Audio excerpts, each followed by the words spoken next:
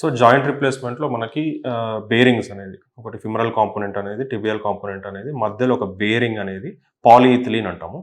So ఈ bearing అనేది ఉంటుంది మధ్యలో. సో దీనివల్ల మనకు బెండింగ్ మూమెంట్ అనేది వస్తుంది. సో ఇలా కంప్లీట్గా బెండ్ అనేది అవుతుంది జాయింట్. ఓకే, ఇలా బెండ్ అవుతుంది.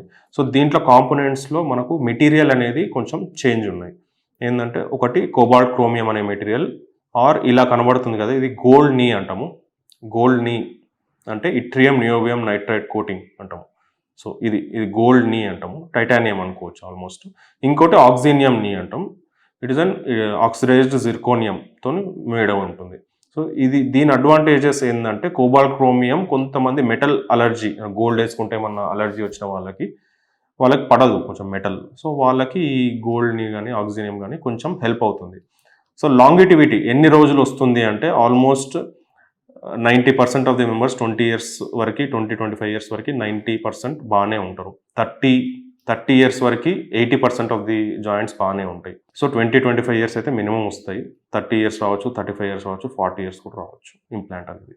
అండ్ ఈ మెటీరియల్స్లో ఏమన్నా లాంగిటివిటీ అంటే ఎక్కువ రోజులు వస్తుందా అంటే థియరటికల్గా ఆక్సినియం ఆర్ ఈ గోల్డ్ కొంచెం ఎక్కువ వస్తుంది థియరటికల్గా చెప్తాం. కానీ ఆల్రెడీ టెస్ట్ అండ్ ప్రూవెన్ అంటే ఇప్పుడు ఒక 20-40 ఇయర్స్ ఒక పర్సన్ని ఫాలో అయితే అది వచ్చిన కాన్ఫిడెన్స్ వేరే. థియరటికల్గా మనము చూసుకొని బయోమెడికల్ అట్లా చూసుకుంటే వేరే. కానీ over a period of 40 years study చేస్తే మనకు జాయింట్ రిప్లేస్మెంట్ ప్రాపర్గా 1980s స్టార్ట్ అయింది.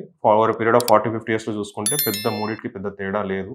It has to prove it self. కానీ థియరటికల్గా వీసే గోల్డ్ని అండ్ టైటానియం ఎక్కువ రోజులు వస్తుందని అనుకుంటున్నాను.